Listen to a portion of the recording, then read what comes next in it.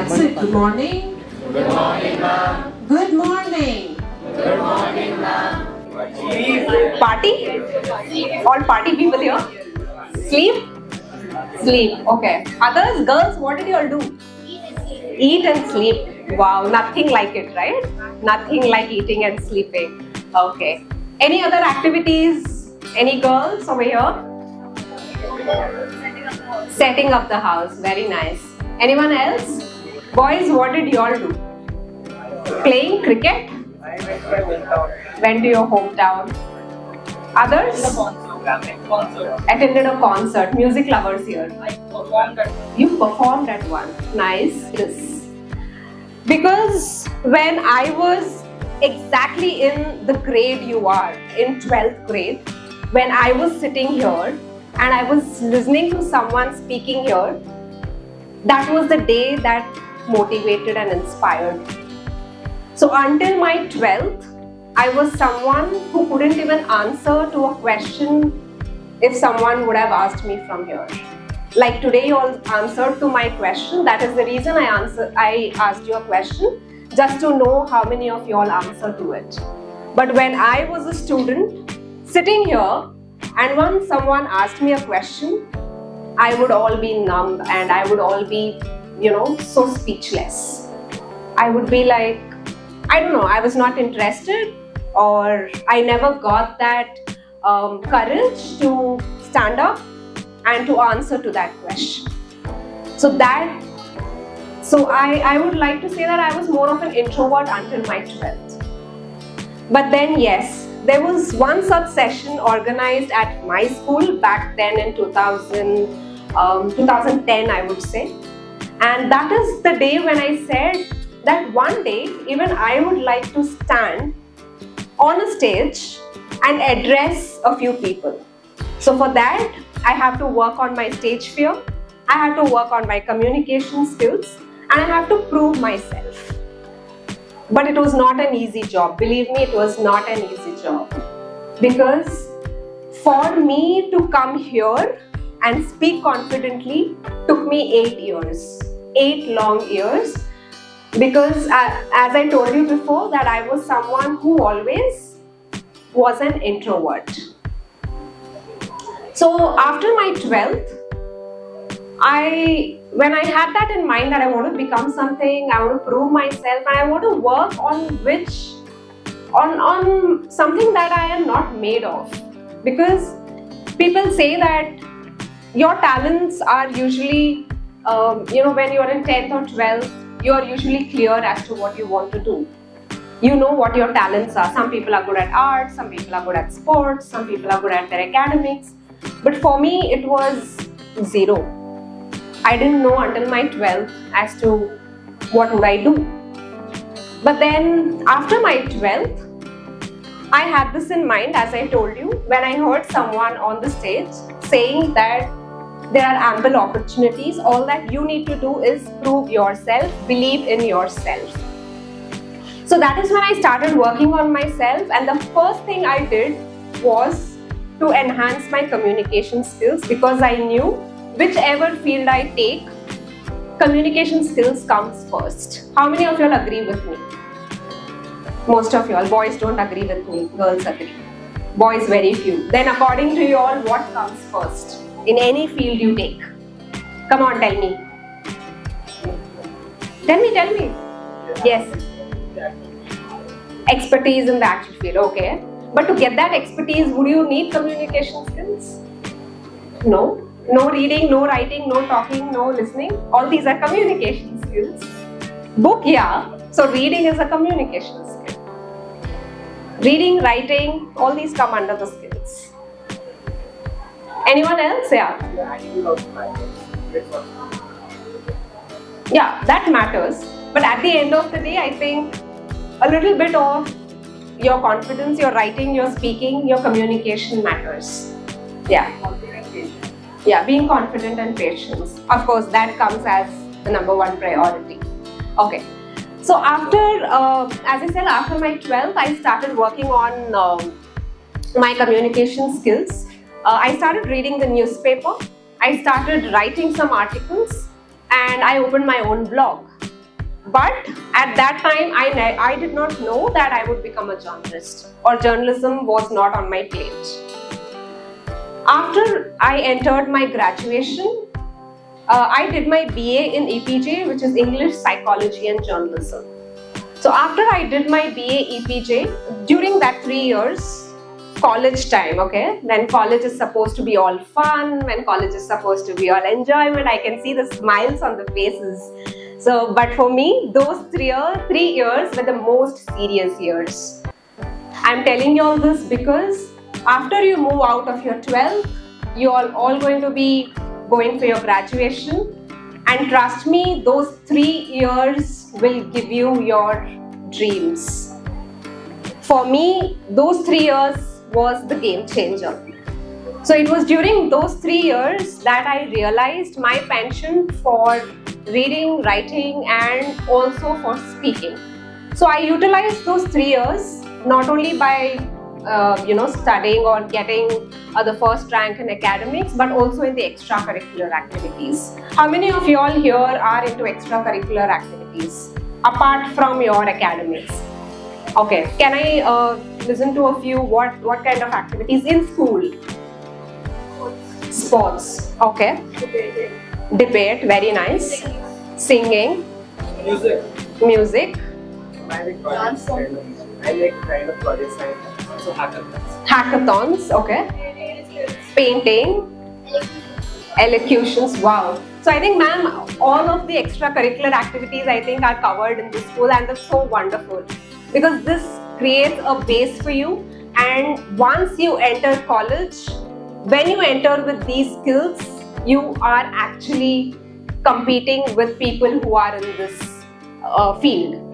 So when you are already into elocutions or debates or singing, painting, whatever, when you go out and when you participate in the inter-college competitions, that is when your actual talent is shown, right?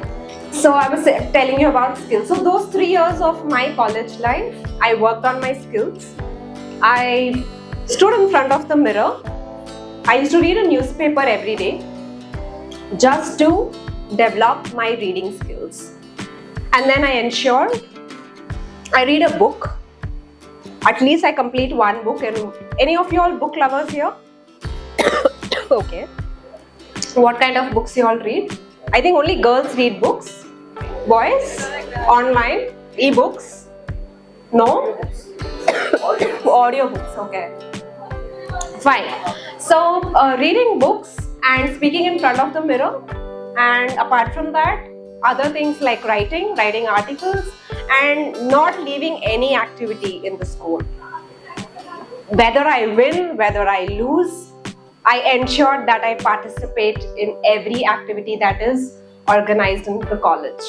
School, in my 12th I started, but college, Reshma was like everywhere. I was not bothered if I would lose or win, but I ensured that I participate and learn something from that competition or event. Then moving forward, I had this one thing in my mind that when I move out of my college, I want to be in the top 3 at least. I had that goal in my mind from the day one. And yes, I came out as the student of the year. And then when I did my masters, again the same thing in my mind, that I would like to come out as a gold medalist, and that actually happened.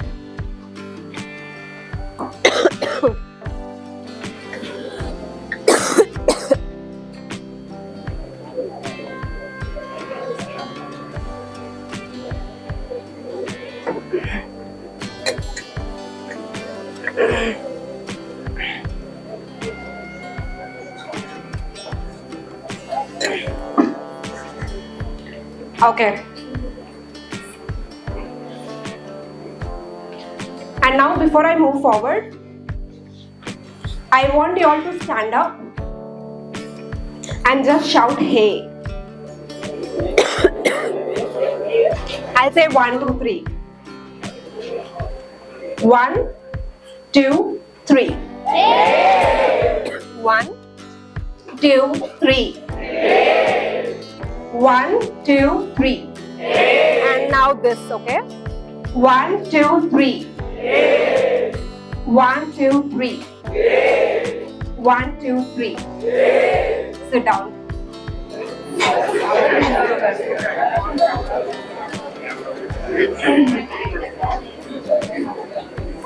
Okay. And then I went on to writing, continued the same for the next 2 years, and then I landed up with my first job with the New Indian Express. So it was in my master's that I understood that I want to take up journalism, and this is something that I want to do. Now, why I took journalism was because of 2 reasons. One, I wanted my work to do something good for the society. It was not only about money, it was not only about the respect and the glamour that it gets, but also about, it was all the more about what I can give back to my society through my work or through my services. So that was the number 1 reason. And then when I landed up with the New Indian Express, I started writing a lot of articles around Visakhapatnam. I started reporting on a lot of issues that were plaguing Visakhapatnam, and that helped me in getting the Best Journalist Award in Andhra Pradesh. And after that, I joined the Times of India, where I worked for 4 years. And there I was a correspondent covering a lot of other events happening in the city. I was also covering a lot of issues. I was also covering a lot of interviews. That is how I started meeting a lot of people. And once I started meeting people, I ensured that when I communicate with them, what is it that I can take back? Each of you have qualities here. Do you all agree or not? You all have qualities. Have you all realized that you have qualities? You have a lot of inbuilt talent, right? But it's only upon us as to how we enhance it, express it, or use it to the maximum level, right? So that is how I used my skills when I was in Times of India, and then ensured that my work brings a difference. And then I was bagging a lot of awards, a lot of recognitions, a lot of things happening. But then, yeah, all that was aside. That was not my purpose of the profession. But my purpose was to ensure that I do something for the society. And then there was a lot of impact happening.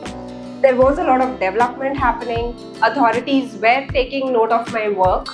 And also the work, now suppose if there is a drainage which is like overflowing and I just report it, the authorities used to notice it and ensure that the work is done. So that's the impact I was making, and that gave me satisfaction. So why I say this is because whatever work you do, whichever profession you take, the most important thing is, first is to work hard, and the second is sincerity.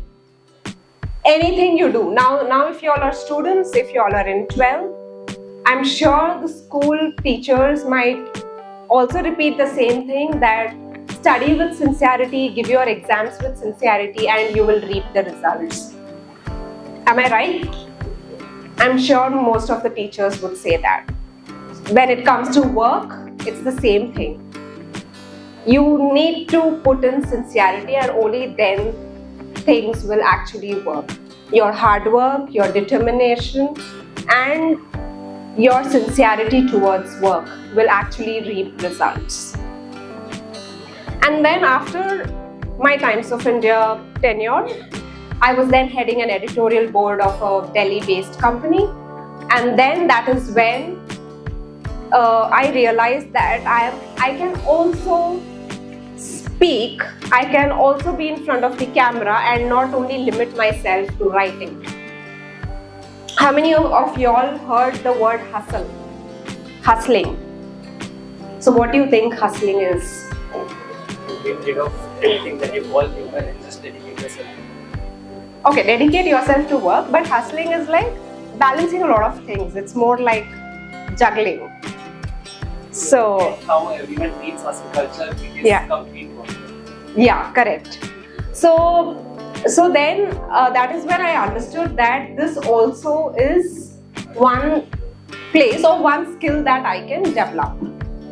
And then I started working, and then I started interviewing celebrities, and the celebrities include PV Sindhu, Mithali Raj, Aditi Rao Hydari, actor Siddharth, a lot of singers from Bollywood, a lot of people from Bollywood, Tollywood, I mean the list goes on, cricketers, people from the corporate world, and this I did for the next 3-4 years.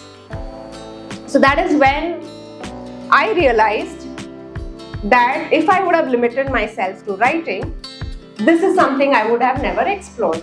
So never limit yourself. Ensure that if you are good at one thing, there are other things also that you're good at. So if you balance both or balance all the three, that would be helpful for you. You all might be good at painting, you all might be good at reading, or you all might be good at singing, but there might be something else as well. So the more talents you want to explore out of yourself, that is why I say do not lose any opportunity that you get on your way. How many of you all have participated in any national level competitions? Okay, what kind of competitions? 3D design. Sorry? 3D design. 3D design. Teen Turks. Teen Turks, what is it? I mean, design? That is actually enterprising kind of. It's a startup company. Startups, okay. And anyone else? Yeah? And now coming to one important point. Do you all know what is demographic dividend? Demographic dividend? Anyone? Yeah. If I could propose a guess, demographic dividend is the division of which of your viewers are of which demographic, as in how many are male, this many are right. Yeah, you're partially right. But when I mean demographic dividend of India, how would you put it? When you say of India, I think generally of voters. So how many of voters are from a certain age group? Okay. Again, partially right. So this here I am speaking about demographic dividend. I would like you all to listen to me carefully. So demographic dividend is, now when I speak of India, it is about a certain set of population in a certain age category. Okay. So what is your average age over here? 16. Okay. In the next 20 years, out of all the countries in the world, India is going to enjoy a demographic dividend. Now when you Google demographic dividend, you would get 2-3 definitions of demographic dividend, but in simple terms, it means the population in a certain age category. So in the next 20 years, India is going to reach a stage which China was in the last 50 years. So what do I mean by this? In the next 20 years, from the age category 18 to 59, that is the, sorry, not 18, it is from 25 to 59. India is going to have the highest population of this age category. So this means it has a direct effect on the economy because of the working population. And no wonder why the government is working on initiatives like the Startup India and the Atmanirbhar Bharat, because India has the full potential, because of the age category that we all belong to make this country a superpower. So imagine the amount of opportunities, imagine the amount of talent that all of us can put forward in not only making our parents proud, our school proud, but the country proud. Right? How many of you all agree with me? That's it? A little more higher. Yeah. Yeah. So yes. So now why did I say about demographic dividend? This is because a few years back, now that we all know, there was once a time when China was everywhere and people were doing so well, the economy was doing so well because the first factor was demographic dividend. Because China enjoyed that demographic dividend for 20 to 30 years, and that is when it realized that the people's talent and skills need to be enhanced to ensure that their country grows. And if the country grows, it's beneficial for all of us living here. All of us want to have a good stable life, right? A good standard of living, a good stable life, good money, good home, good lifestyle. At the end, all of us want that. Or anything else? No? No? No high aspirations? Mercedes, Benz? वो तो है, वो तो मिलेगा. Girls, क्या aspirations है आपके? काम करना है ना? बनना है ना कुछ? Of course, goes without saying, है ना? Yes. तो you people are one of those luckiest out of the lot in the country to belong to that demographic dividend. हम लोग already, people in my age category, we have already lost 10 years. But for y'all, when you all reach 21 to 25k age category, when you all complete your graduation, that is when India's demographic dividend will be at its peak. So the next 20 years, India में बहुत कुछ होने वाला है. There is so much happening because I've read a lot of reports that says that there is lot of scope, lot of potential for the children who are now in their graduation and further.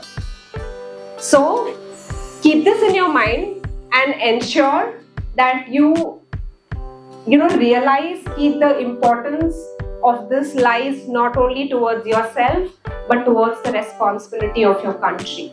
How many of you all want to do something for the country? Wow. Wow.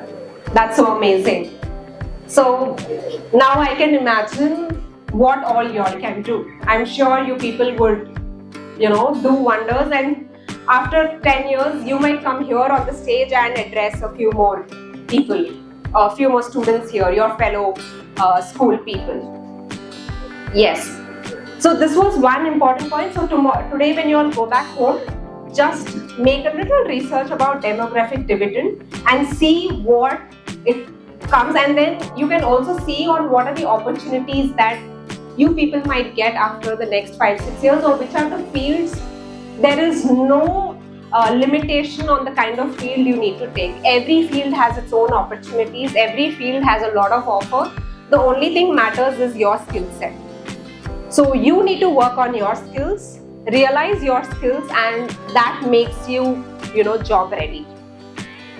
So that now, before I continue a little more, I want to, open the floor for 1 or 2 questions, and then maybe I can discuss any questions in mind with regard to journalism or with regard to. I want you all to maintain silence so that you all can listen to what he's asking. Yeah. Ma'am, recently newspapers have become synonymous with negativity. Yeah. That whenever I open a newspaper, try and read it, it's always either there's a landslide here or death toll there. Yeah. I wanted to ask, is there a place for positivity in newspapers and news today? Yeah, I agree to you, and that is the main reason why I moved out of mainstream media. So newspapers today, it has become difficult for them to survive, keeping the digital space in mind because of the digital and the more of e-paper, because all of us consume that kind of content and data, right? How many of you all read newspapers? We are mostly into reels, we are mostly into videos. So the survival of newspapers has become difficult. So for that in mind, keeping that in mind, newspapers have actually shifted. Even they have started their online editions, and that is where you will find some better content. Because newspapers, in order to survive, need some financial security, and for them it comes through ads, and that is how it can survive. So for that, consuming digital spaces, I think there's a lot of content that is actually doing well in the digital space. So maybe you will have to explore as to which is the best place for me to get the content from the digital place. In newspapers also there are a few supplements that you get which give you some good information. But yes, the main editorials or this thing is becoming a little more limited because of a lot of factors in the industry. Thank you, ma'am. Spans several domains including photojournalism, broadcast journalism and sports journalism. In which area do you specialize and how does it shape your work? Okay, good question, because this was the same doubt that I used to have when I was studying in my college. So one best thing about journalism is there is no specific beat.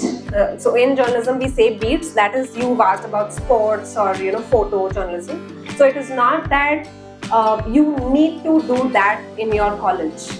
I have worked with a lot of reporters and most of them have background in various sectors. Some have in politics, some have in economics.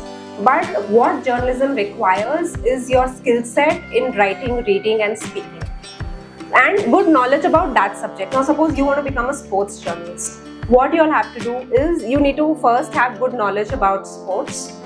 You need to have good knowledge about how you will present that. Now suppose if you want to do video content, how you would present it. And apart from that, you will have to speak to people in that community. So, and another example could be photojournalism. Photojournalism you want to do, start clicking photos, start editing photos, start seeing what is happening in that industry. So it is not only about theoretical knowledge, but it's more of practical in any kind of journalism you take. Now I had a master's in journalism and mass comm, but then that's not a mandate that you have it in journalism and mass comm. The specialization is only on your skill set. So I hope that answers your question. Yes. Yeah. What is your comment on media being influenced by politics? Media being influenced by politics. I think it's relevant to the question he had asked. So when it comes to the print media, it is being influenced because of a lot of factors that are in the industry. But then yes, there are some very good platforms which are available digitally, which are not influenced by any political drama or anything like that. I mean, they are very straight and something that is really very useful to people. Yeah. Yeah. Please correct me if I'm wrong. Speaking of journalism, we mostly classify people into left or the right. Yeah. So you represent you represent the left one or the right? No, I am neither left nor right. So it is not taking a stand for left or right, but it is more of this comes more under the political journalism, and where people are around this topic everywhere, where they take sides. But the kind of journalism I am in, it is more of developmental journalism. So for this, I need to be neutral. It's more of something is not happening, report it. Something is happening, report that as well. It's not about only negativity always. It's balancing both. Yeah. Ma'am, you said that you have interviewed many, profound professionals. Yeah. So I just wanted to ask, what are the key insights and benefits gained from working with such professionals and knowledgeable minds? Can you repeat? Can you repeat? You have interviewed many people, many profound professionals and celebrities. Yeah. What do you think you have gained, or the knowledgeable things you have taken from them? Okay. What is the impact of that on your job in journalism? Interviewing them. Yes, ma'am. Okay. So she asks that now that I've interviewed a lot of celebrities and a lot of profound people, as I said, the learnings I take from them. One example I can give you. I was speaking to Aditi Rao Hydari, okay, the Bollywood actress. So when I was speaking to her, I spoke less about what movies she has done or what brought her into the acting career.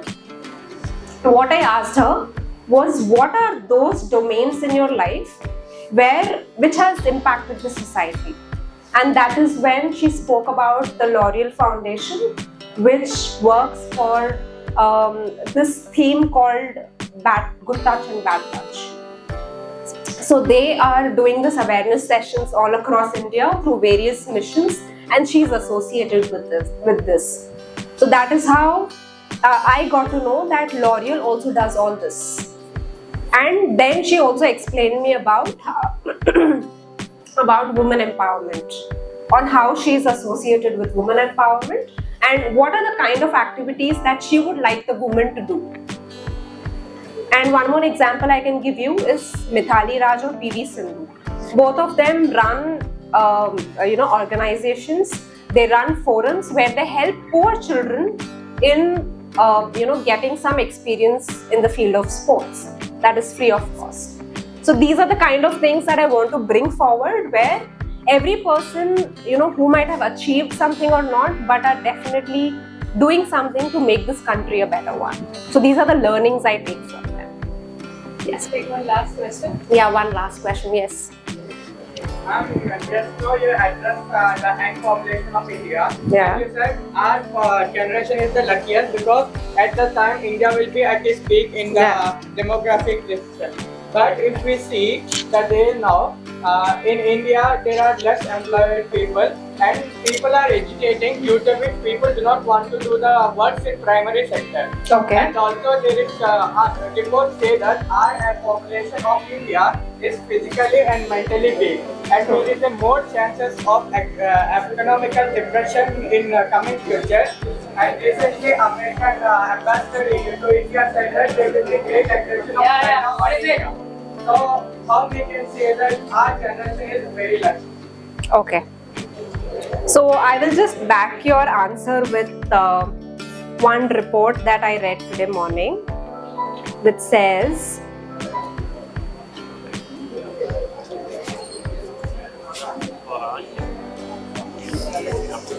the Economic Survey 2019-20 stated that India's demographic dividend would peak around 2041, when the share of working age, that is 20 to 59 years, population is expected to hit 60%. Okay, and by 2020, India had one of the youngest populations in an aging world, with a median age of just 28 compared to 37 in China and the US, 45 in Europe and 49 in Japan. So this shows the comparison as to where are we standing. But yeah, when you say about the physical and mental health, if you also see, India is also working on these sectors where things like yoga, things like the other like counseling sessions, the psychology part, the sector, they are also being equally encouraged. So it is not only about India falling down economically, but then it is saying people to get empowered so that we can work for the country. All these while it has been a challenge because of the other factors, but then since we belong to this category, I'm sure we can do something. So it's more on the government also working. The last part that I would like to conclude by saying is have a daily routine that is very simple. How many of y'all wake up early? And that is because school is there, but otherwise early in the sense like morning 6, 5, if there is no school. Yeah, okay, if that is there, then that's one of the best habits. So the best daily routine that I have been following from a lot of inspiring people is very simple. Just waking up early and 10 minutes of meditation, a little bit of physical exercise, say for 1 or 2 hours, eating right, because by eating right, things are set all right. Okay, and drinking loads of water, good sleep, and all your efforts in doing what you want to do. And no social media.